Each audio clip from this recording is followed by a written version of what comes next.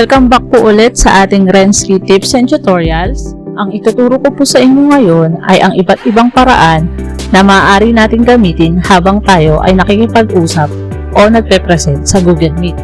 Tulad ng isang screen lang ang gagamitin. Makikita mo lahat ng participants mo kasama ka. Makikita mo ang iyong full screen presentation. Makikita mo kung anong screen yung makikita ng participants mo.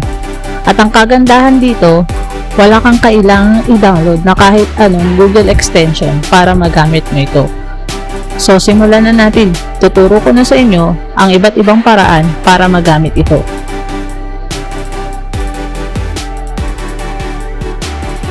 Halimbawa po, nandito na po tayo sa typical na Google Meeting. So, kung mapapansin nyo, 17 po yung participants po sa ating meeting.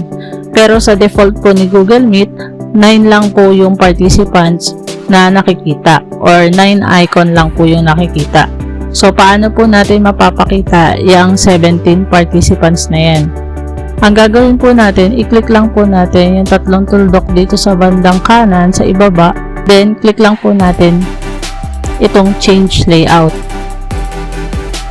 Pagka-click po natin ng change layout na yan, kung mapapansin nyo po, naka-auto po yung kanyang layout. Naka-automatic. So, palitan po natin yan ng naka-tiled para makita natin lahat ng participants. Kung mapapansin nyo, nakita na po lahat automatic. 16 yung participants dahil pang 17 po kayo. So, pwede nyo po yan i-adjust hanggang 49 participants para kung sakaling may mag-join pa, makikita nyo pa rin doon yung icon niya. So, eto na po tayo. 16 na po yung makikita nating icon or participants po sa ating screen. Kayo po ay pang 17. So, wala po kayo dyan sa icon na yan dahil ang inyong icon o camera ay nandito sa bandang kanan sa itaas. So, ang gagawin po natin, isasama po natin ang inyong icon or camera dito sa bilang ng mga participants na nandito. Gagawin lang po natin ay itatapat natin ang ating mouse pointer dito sa ating icon sa bandang kanan sa itaas. So, pag naitapat po natin ang ating mouse pointer, may lalabas po na dalawang button icon. Isang pin yourself to your main screen at isang show in a tile. Sa dalawang button icon na yan, ang pipiliin po natin i-click ay ang show in a tile. So, pag na-click po natin ang button icon na yan, automatic masasama na po ang ating icon or camera sa bilang ng mga participants dito. So, kung mapapansin nyo, kita nyo na po lahat ng participants at kasama na rin po kayo.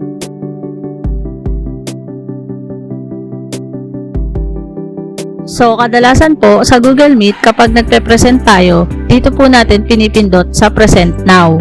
Kaya lang, ang madalas na nagiging problema kapag nag-present na tayo ng isang window, ay hindi natin nakikita kung anong screen na ang nakikita ng ating participants o audience. Hindi na rin natin nakikita kung anong screen na ang ipinapakita natin sa kanila. Ito ang madalas na dahilan ng karamihan kung bakit gumagamit sila ng dalawa o higit pang gadgets habang nagpe-present sa Google Meet. Kung mapapansin nyo po dito sa ating screen, ang nakikita lang natin na tayo ay nagpe-present na sa ating audience. Pero hindi natin alam kung anong screen na po or anong part na po ng presentation ang pinapakita natin sa ating audience. So, gagawa po tayo ng ibang way para makita natin pareho kung anong screen na ang nakikita ng audience natin at the same time, makita din natin yung screen na pinapresent natin sa kanila. Sa paraang ito, hindi po tayo gagamit ng iba pang gadget at hindi rin po tayo gagamit ng split screen. So, ang gagawin lang po natin ay pipindutin natin itong square icon na makikita sa bandang kanan sa itaas na bahagi ng ating screen para mag-restore down o mapaliit natin ang screen ng ating Google Meet. Then, i-adjust po natin siya ng konti at ilagay natin sa bandang gilid ng ating screen.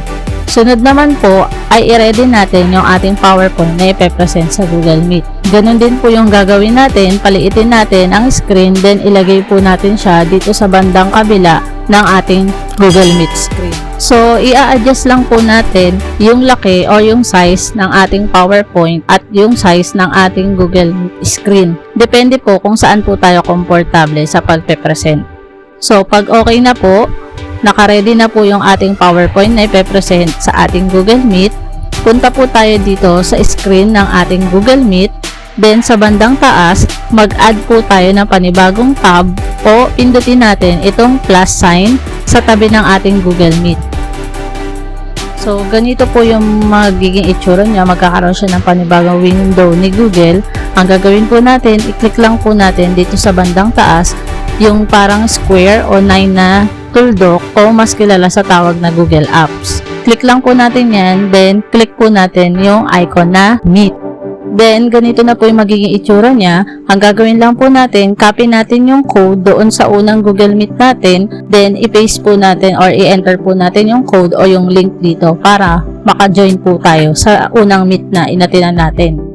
So, bali ganito na po yung magiging itsura niya. And since ito po, ang gagamitin natin sa pagpe-present ng ating PowerPoint doon sa unang Google Meet natin. So, ang gagawin po natin, close po natin yung mic and then yung camera nitong Google Meet na ito. Then, hindi po tayo magjo-join. Ang gagawin po natin, pindutin po natin yung present. So, ganito na po yung magiging itsura niya para din tayo nag-share ng ating screen. May tatlong choices din po tulad ng Chrome tab, your entire screen, and application window. So, since yung PowerPoint lang po ang ipe-present po natin, dito po siya mapupunta sa application window. So, click po natin yung PowerPoint. Then, i-click po natin yung share. Nakalagay po, you're presenting to everyone. So, ibig sabihin po niyan, tayo ay nagpe-present na sa ating audience o sa participants. So, balik na po tayo sa isang window ng ating Google Meet. So, ngayon po, nakikita na po natin yung PowerPoint na pine-present natin. At the same time, nakikita na po natin kung ano yung screen na nakikita ng ating mga audience.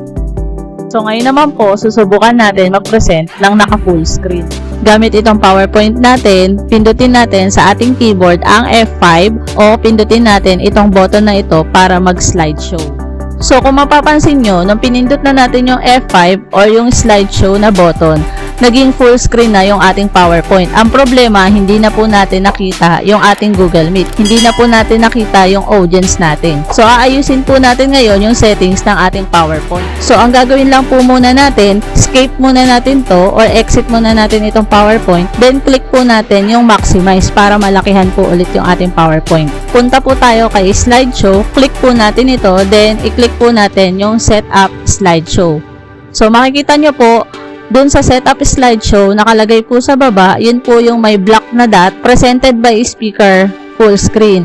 Ang pipiliin nyo po yung pangalawa, yung browse by an individual window. I-click nyo lang po yan, then click nyo po OK. Then exit na po, ang gawin na po natin, restore down na po natin ulit.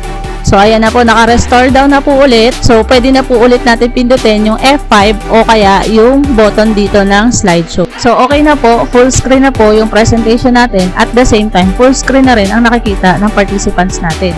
So, ganun lang po yung mga setup na gagawin natin bago tayo mag-present sa Google Meet.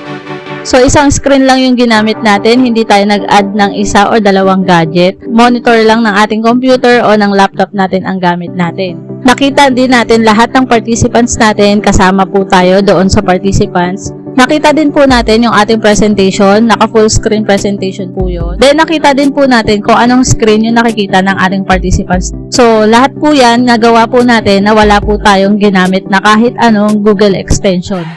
I hope na meron na naman kayong panibagong natutunan dito sa ating Renski Tips and Tutorials. And please subscribe para updated po kayo sa mga susunod pa nating video tips and tutorials.